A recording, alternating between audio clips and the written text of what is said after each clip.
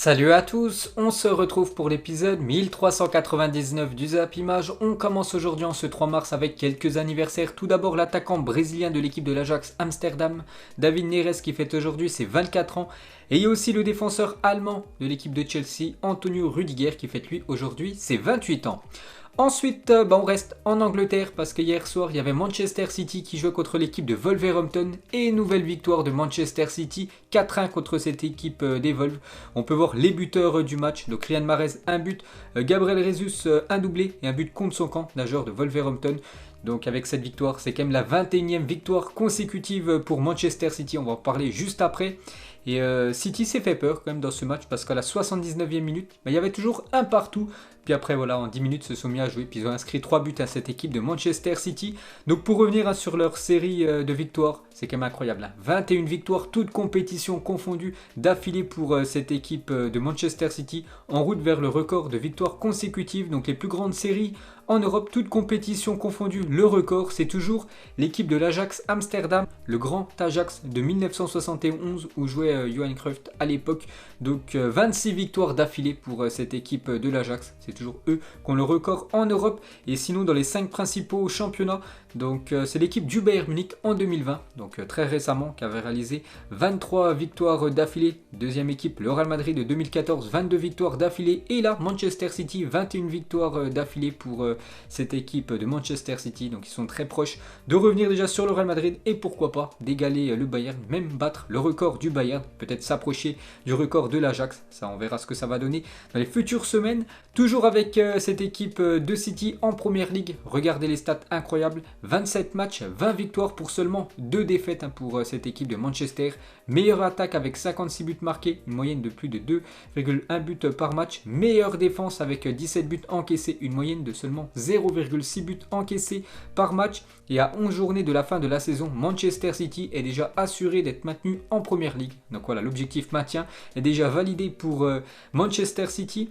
Et côté Wolverhampton, donc une saison compliquée, et en égalisant pour les Wolves contre Manchester City, Conor Coady, 28 ans, inscrit le premier but de sa carrière en Première Ligue. Pourtant, ça fait pas mal d'années qu'il évolue dans ce championnat anglais. Et pour finir, on va parler de Adama Traoré, toujours un peu d'huile sur les bras. Donc en gros, c'est pour que les adversaires puissent pas l'attraper. Ensuite, direction l'Allemagne. Hier, il y avait de la Coupe d'Allemagne.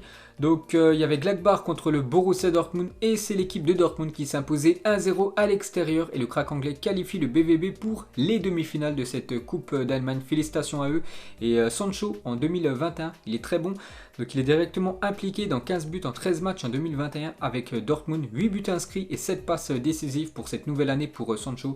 Alors que la saison dernière en 2020, il a eu beaucoup de mal, l'attaquant anglais. Ensuite, direction l'Italie, il y avait aussi la Juventus qui jouait hier soir contre l'équipe de la Spezia et gros succès de la Juventus 3-0. Donc un succès qui s'est dessiné très tard dans la partie parce qu'à la mi-temps il y avait toujours 0-0. Grâce à l'entrée en jeu de Morata, la Juve l'emporte 3-0. À noter un penalty manqué par la Spezia. Donc Chiesa, Morata et Cristiano Ronaldo ont été buteurs. Donc coaching payant pour Andrea Pirlo. Donc entrée en jeu de Morata et Bernardeschi à la 61e minute de jeu. Donc il y avait toujours 0-0 et quelques minutes après, but de la Juventus, un but de Morata sur une passe décisive de Bernardeschi à la 62e minute de jeu. Donc une minute plus tard, ils ont déjà été décisifs, les deux rentrants. Ensuite, on va parler de Cristiano Ronaldo, buteur hier dans les dernières secondes du match. Donc il est devenu hier soir le premier humain de l'histoire à inscrire 20 buts en championnat sur 12 saisons consécutives. C'est incroyable quand même cette stat pour Cristiano Ronaldo. Donc en championnat depuis la saison 2009-2010, minimum c'est 20 buts par saison pour Cristiano Ronaldo. Carrière, il a atteint les 20 buts cette saison. En Serie A, félicitations à Cristiano Ronaldo. On peut voir qu'il y a des saisons où il a marqué beaucoup de buts, comme la saison 2014-2015, la plus belle pour CR7. 48 buts il avait inscrit en Liga. Cristiano Ronaldo, toujours avec lui.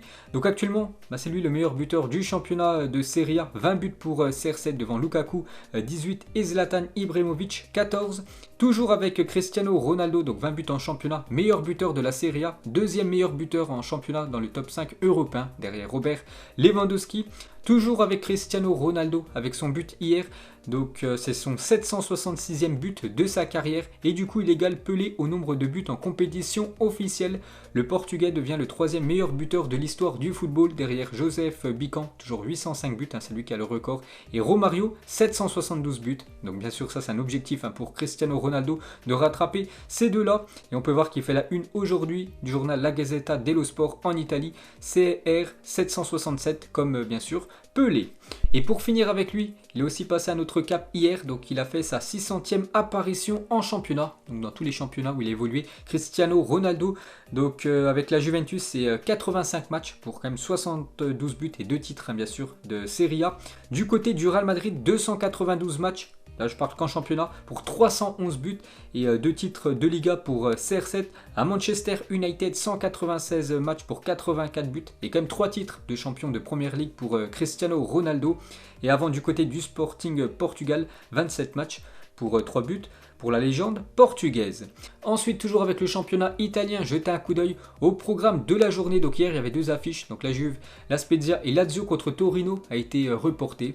Donc aujourd'hui pas mal de matchs, il y a un beau Sassuolo, Naples à 18h30, donc l'AC Milan reçoit l'équipe de Udinese ce soir à 20h45 et demain l'Inter Milan, donc actuellement leader, se déplace du côté de Parme avant-dernier du championnat. Et pour finir avec l'Inter Milan, on va parler de l'attaquant Romelu Lukaku, est élu joueur du mois de février en Serie A. Félicitations à l'attaquant belge, donc ses stats c'est 4 matchs, 4 buts et 3 passes décisives pour Lukaku lors du dernier mois.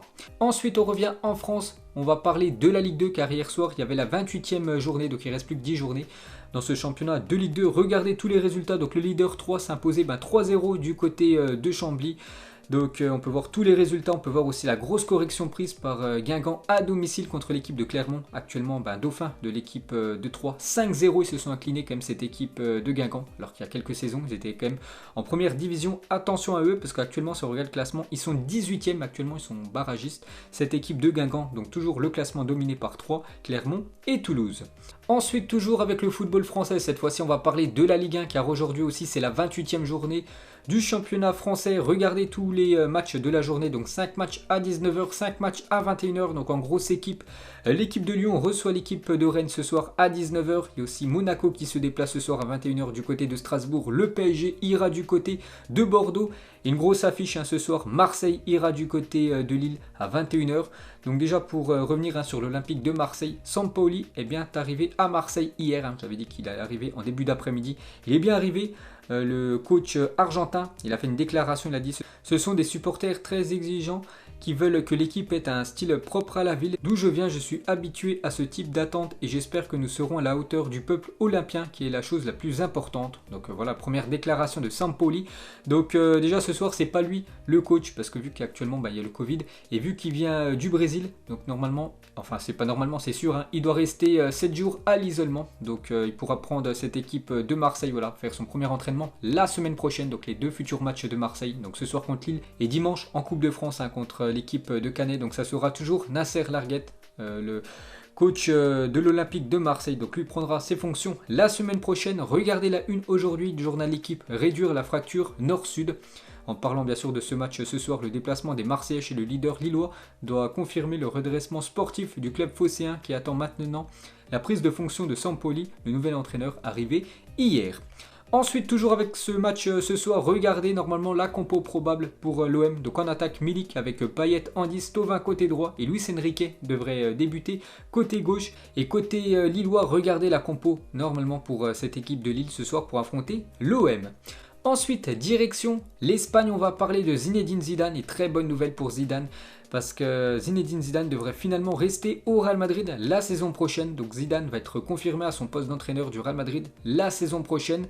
Donc Pérez a assuré que Zinedine Zidane sera toujours en poste la saison prochaine et ce indépendamment de l'issue de l'exercice en cours. Donc en gros, s'il n'y a pas de titre cette année, ce qui est fort possible pour l'équipe du Real Madrid, bon bien sûr ils sont toujours en course avec la Ligue des Champions et aussi le championnat, mais s'il n'y a aucun titre, voilà, Zidane sera toujours le coach de cette équipe du Real Madrid la saison prochaine. Donc ça c'est une bonne nouvelle pour Zidane. Donc le Real Madrid voit en Zinedine Zidane la personne la plus à même d'accueillir les futures nouvelles recrues et d'en assurer leur adaptation. Parce que vous savez que le Real Madrid, certainement pendant ce futur mercato, ils vont injecter quand même pas mal d'argent et recruter des grands noms, peut-être Haaland, peut-être Kylian Mbappé, vu qu'ils ont quand même recruté aucun joueur lors du dernier mercato 2021 et aussi le dernier mercato estival 2020.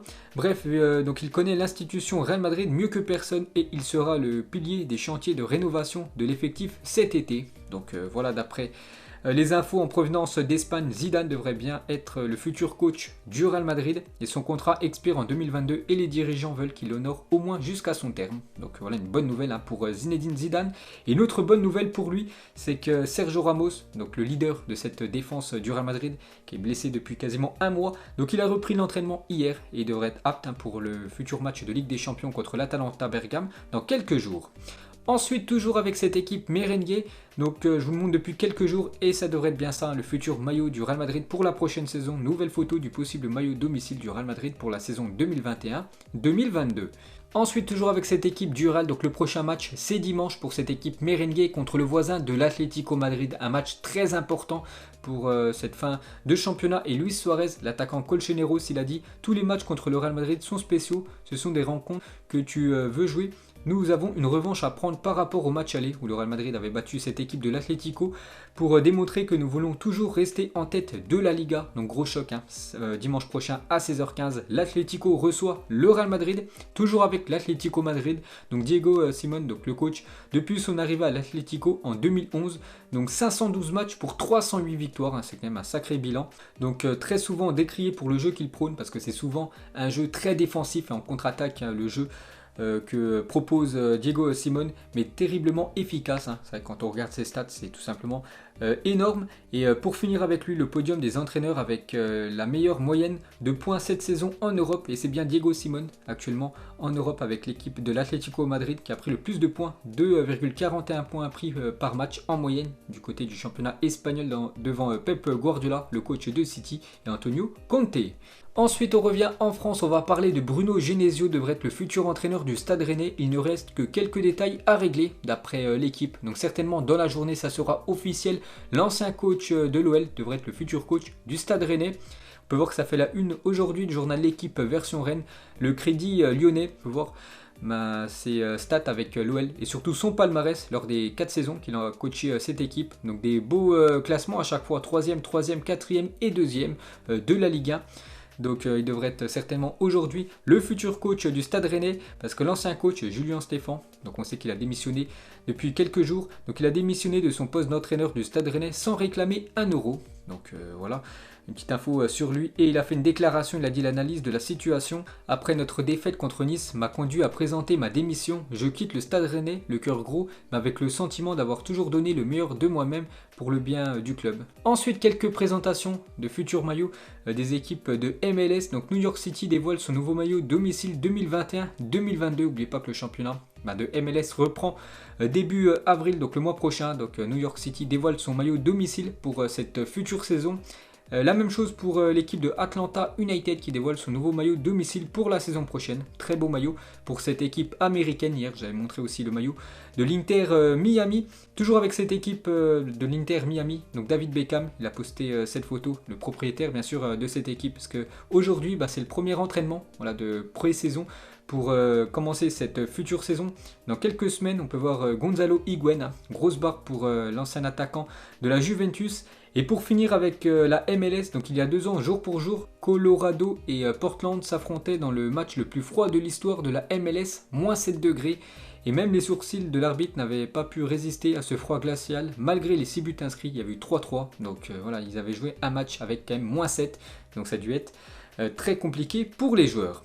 Ensuite, on va parler de l'équipe de l'Inter Milan et Pirelli ne sera plus le sponsor de l'Inter Milan la saison prochaine après plus de 25 ans de collaboration avec le club lombard, directeur général de la marque. Il a fait communiquer hier, donc Pirelli, vous savez que c'est le sponsor depuis pas mal d'années de cette équipe de l'Inter Milan. Donc par exemple, on peut voir R9, on peut voir aussi Adriano ou même récemment Hakimi et Lukaku pour cette saison toujours avec le sponsor Pirelli. Donc l'année prochaine, ça sera un nouveau sponsor au milieu du maillot de l'Inter Milan.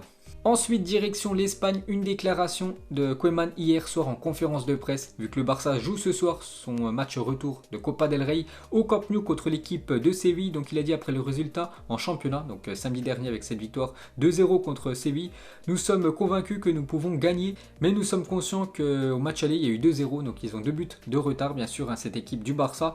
Nous devons jouer un meilleur match que samedi pour passer, rien n'est impossible avec ce match retour ce soir du côté du Camp Nou.